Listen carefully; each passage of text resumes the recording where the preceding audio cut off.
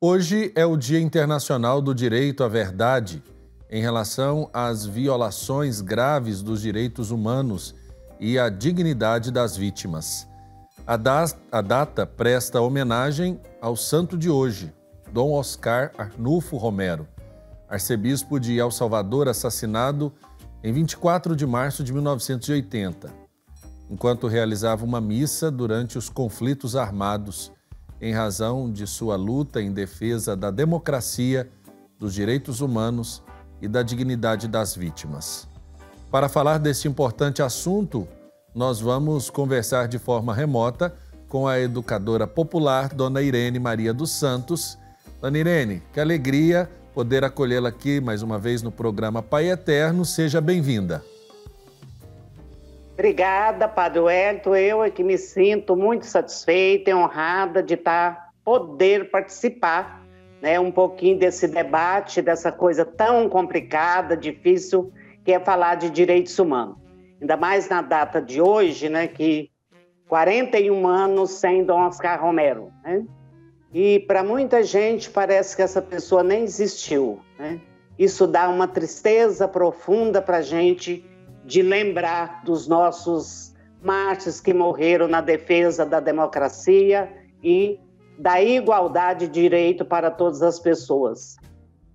Agora, Dona Irene, quem acompanha a gente nessa entrevista é a Caísa Portaluppi, que está de casa, porque nós estamos revezando as equipes aqui na TV. Como a senhora, viu, Dona Irene? Em casa, eu também estou em casa.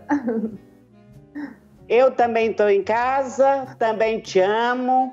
E estamos aqui para falar alguma coisa que possa, pelo menos, amenizar tanta dor, tanto sofrimento que a gente está passando nesse momento, né, Caísa? Isso mesmo, Dona Irene. Agora, Dona Irene, começando aqui o debate sobre esse tema, é um nome comprido, um nome grande. O que é o direito à verdade em relação às violações graves dos direitos humanos e a dignidade das vítimas? Um nome extenso, grande, mas que talvez fale de coisas mais simples, né? Eu acho que, na verdade, Padre Wellington, não é nem uma coisa mais simples. Falar de dignidade, do direito à verdade, é muito simples. Se a gente tivesse os parâmetros, de fato, da igreja, daquilo que é o cristianismo, daquilo que a Sagrada Escritura nos ensina, a gente vai ver que isso é muito simples. Porque direitos humanos, ele se realiza como igreja, como cristão e como cristã, dentro das pequenas coisas. É o seu convívio com o vizinho, é o seu respeito para aquele que anda de ônibus com você, é o respeito do morador de rua e da moradora de rua. É muito mais simples.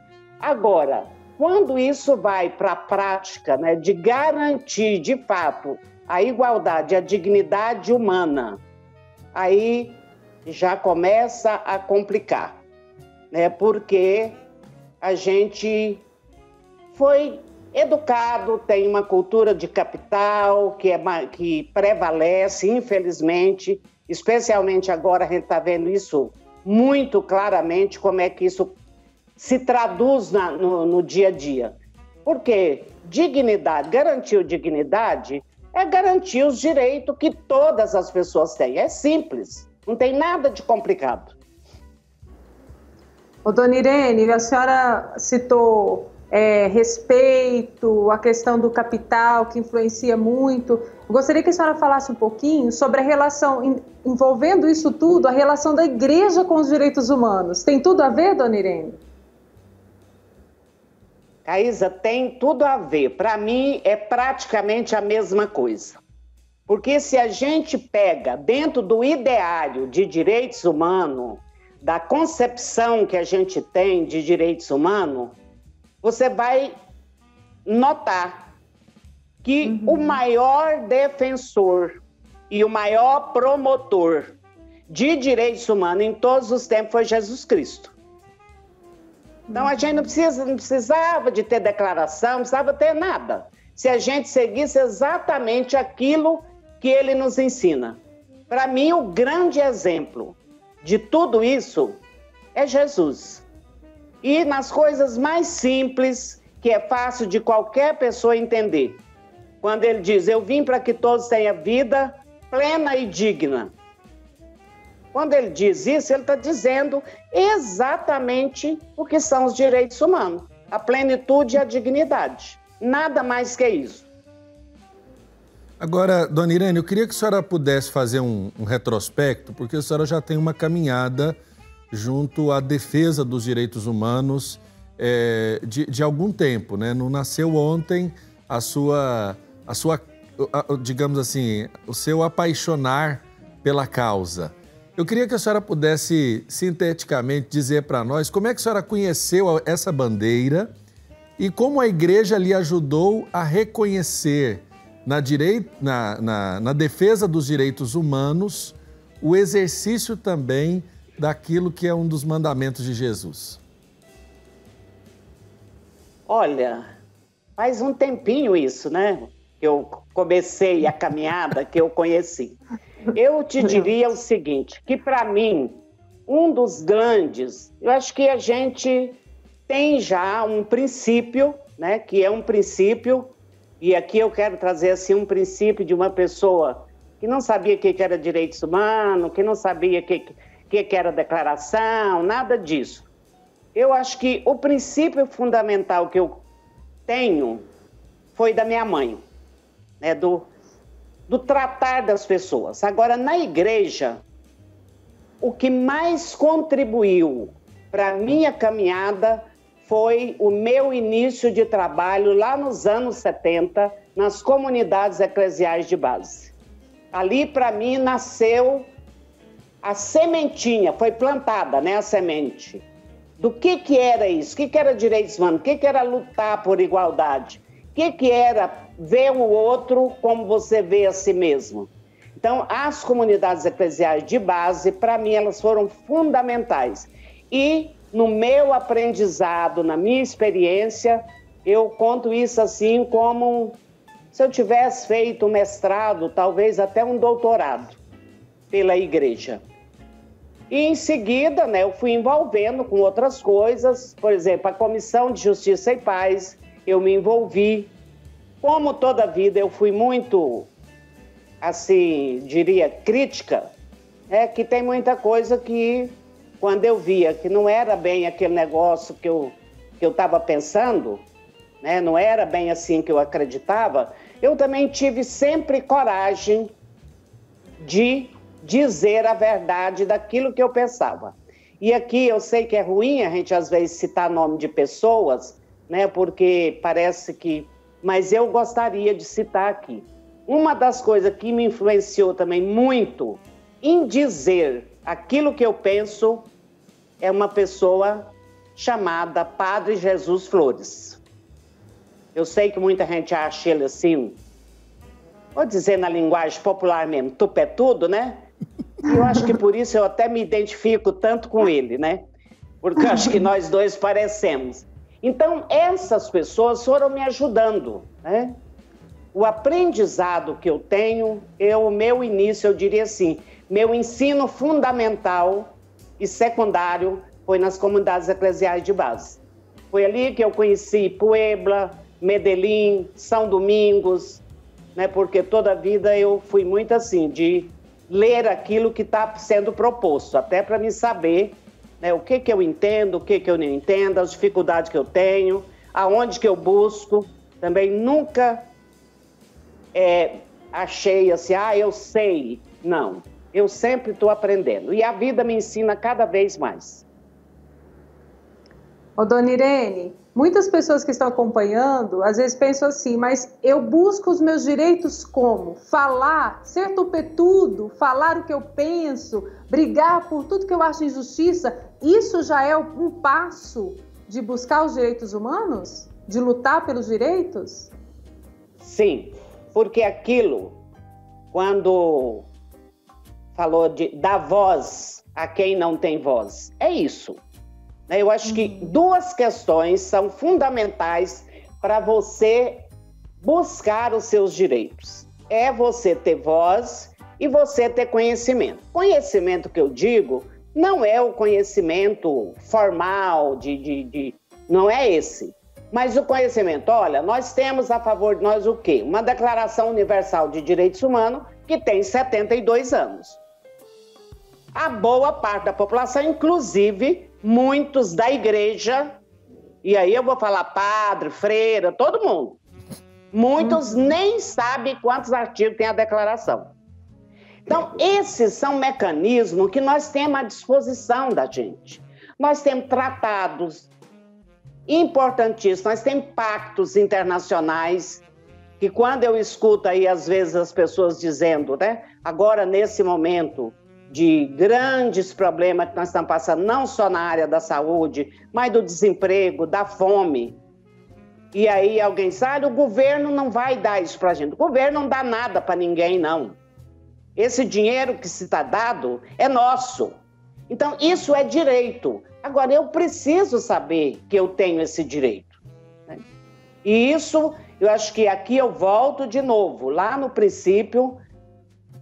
As parábolas que estão na Bíblia de Jesus ensina muito isso. Você tem que aprender, você tem que ir em busca e você precisa falar. Agora, é claro que para isso tem consequências, para isso a gente tem que ter coragem e também saber o que é que nós estamos reivindicando, né? Porque direito a gente precisa, a gente tem, e ele precisa ser efetivado. Mas a gente também tem que procurar saber as formas que se busca esse direito. Mas o falar, Caís, é muito importante. Porque se você está com uma dor, mas não me fala nada, e eu olho para você, eu não sei da sua dor. Eu preciso ouvir. Então a gente também precisa dar voz.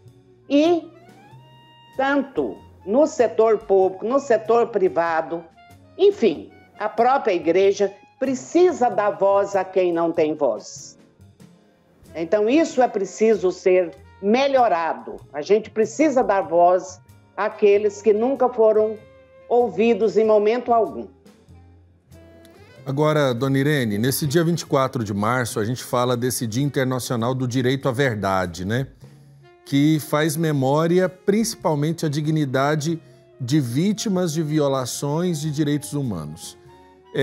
Eu queria perguntar para a senhora, quem é a vítima? Porque o violador dos direitos humanos, muitas vezes ele já está de modo destacado nas matérias de jornal. O violador, às vezes, é o empregador, às vezes é o que detém o poder, é aquele que faz malversação da autoridade. Esse está muito claro, pelo menos, do ponto de vista do esclarecimento. Mas nem sempre a gente tem esclarecido quem é a vítima de direitos humanos. E aí eu queria perguntar para a senhora, quem é a vítima dessas violações? Olha, quem são, né? Quem Porque são milhares. Olha, as vítimas, Padre Wellington, na verdade, elas estão assim também muito claro quando você fala também do violador, né? O violador, é claro, quando você viola um direito, especialmente quando traz a mídia, traz essa coisa toda, isso fica visível, né? Uhum. Agora, há uma invisibilidade também das vítimas. Hoje, por exemplo, eu vou citar população de rua. São vítimas de todo tipo de violação de direitos humanos. Ele não tem direito a uma casa, ele não tem direito à alimentação, ele não tem direito à saúde, ele não tem direito ao lazer, enfim. Você já conhece isso melhor do que eu. Então, essas vítimas, às vezes, elas são invisíveis. Por exemplo, o caso da criança e adolescente.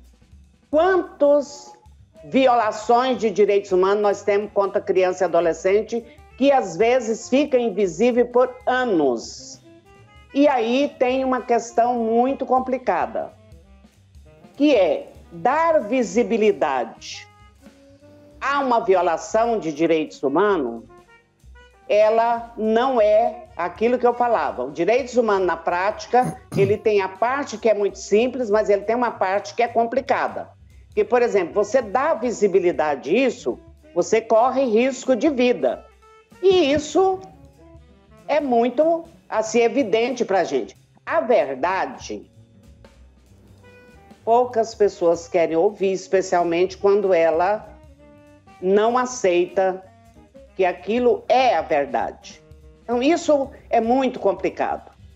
Então, há muito a ver. O caso das mulheres, por exemplo. Quantas mulheres sofrem a violência doméstica durante anos e anos? E aí, quando chega a fazer uma denúncia da violação, muitas vezes já é tarde.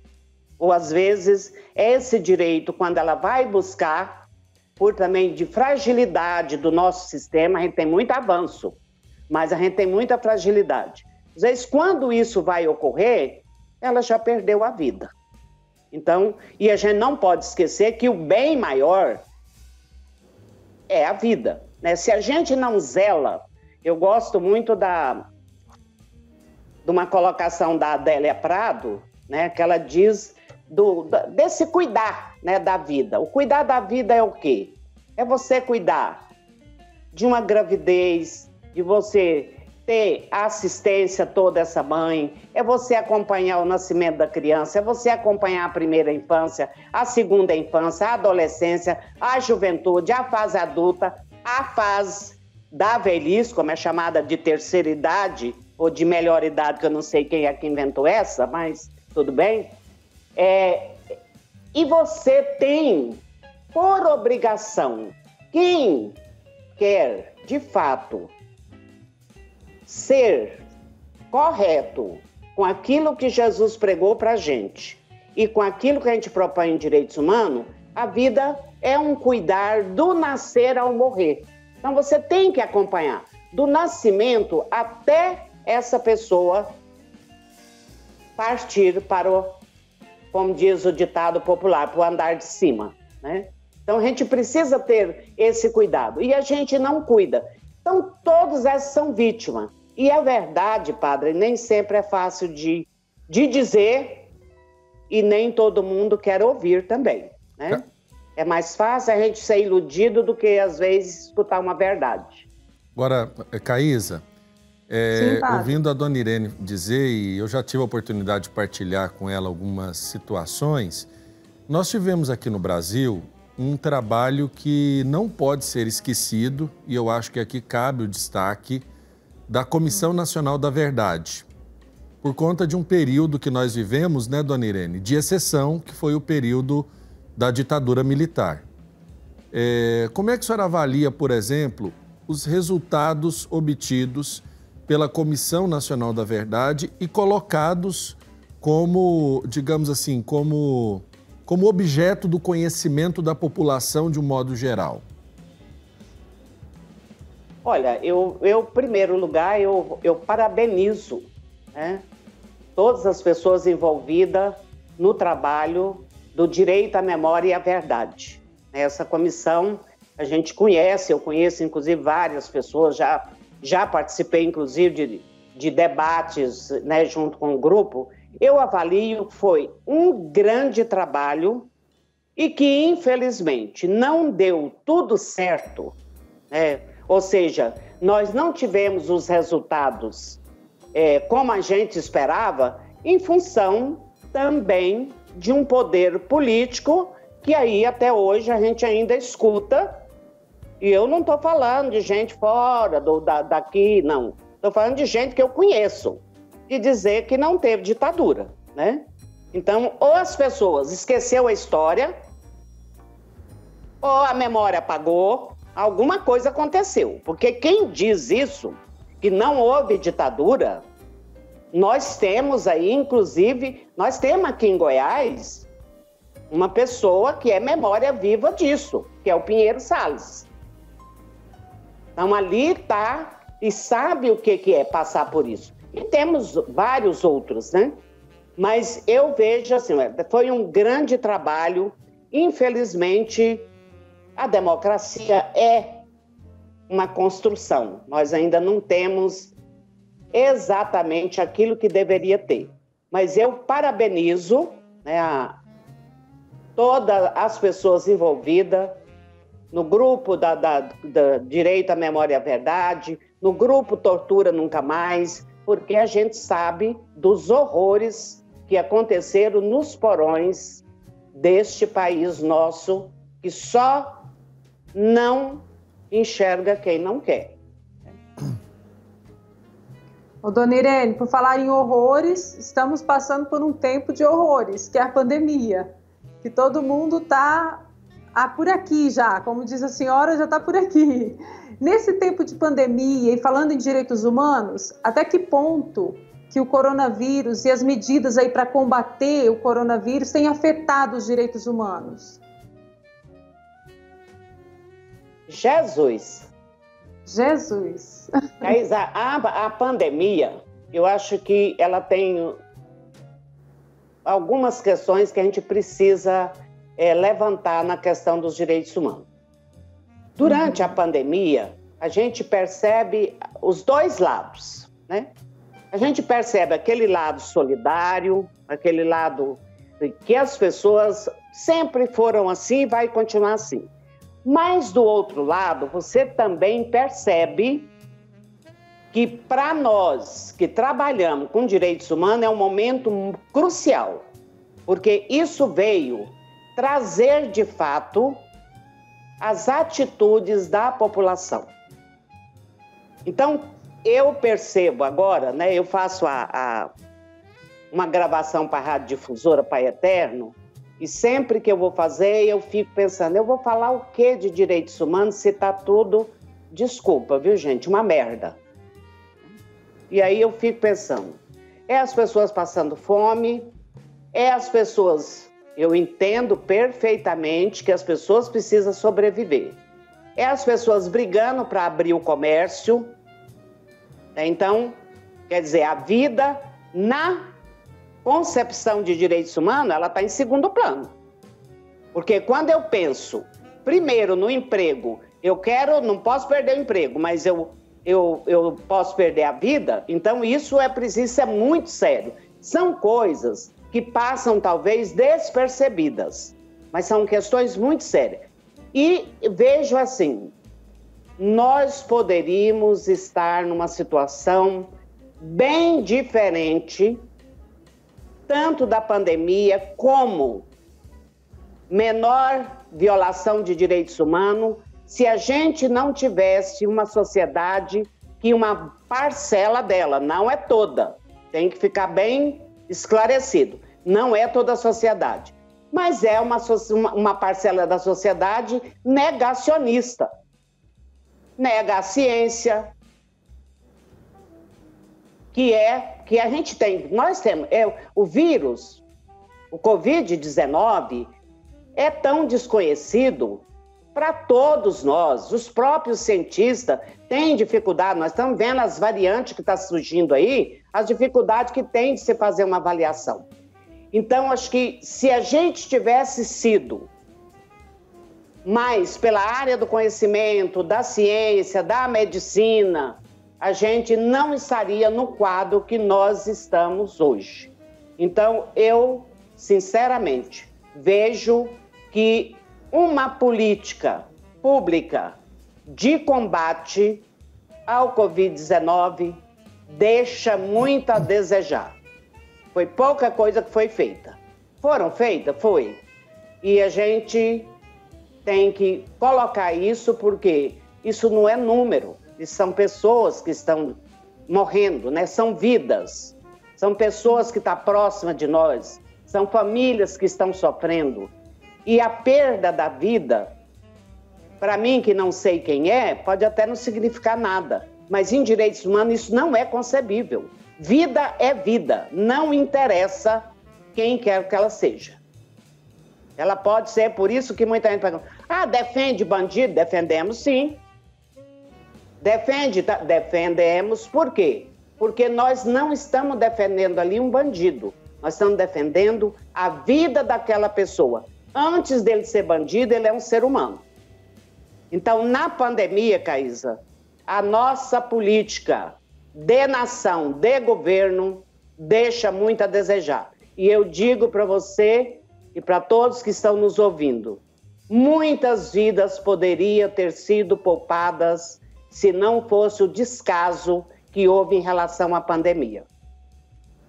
Agora, dona Irene, a gente já começa também a ponderar o direito à verdade de como foi conduzido o processo para se chegar nesse caos que as pessoas estão vivendo e que não deixa de ser uma violação aos direitos humanos, porque é direito nosso, ter direito à saúde, direito a um tratamento, direito à vacina, né? Nós temos um plano de vacinação que é talvez um dos melhores do mundo.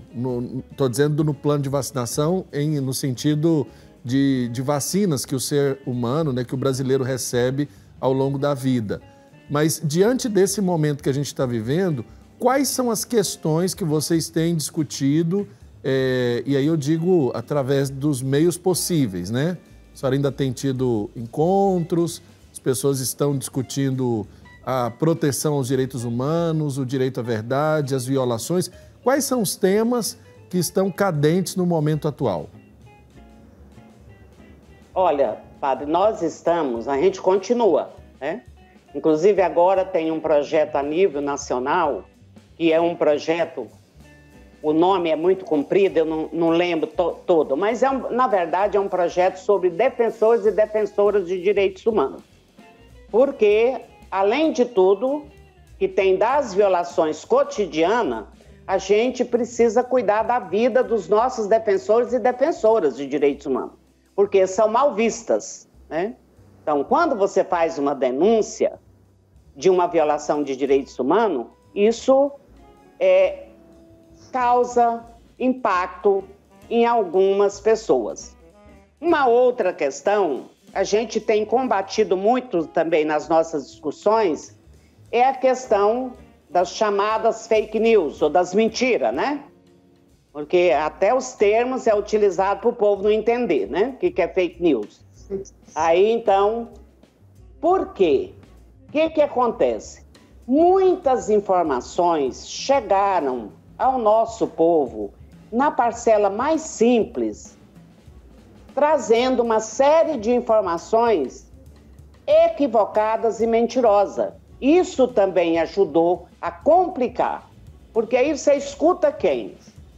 É o cientista, é o médico, é o grupo da rede, da família que solta não sei o quê, é outro que solta... Então a gente tem muita coisa. E a gente tem também tido muita discussão na questão da saúde emocional.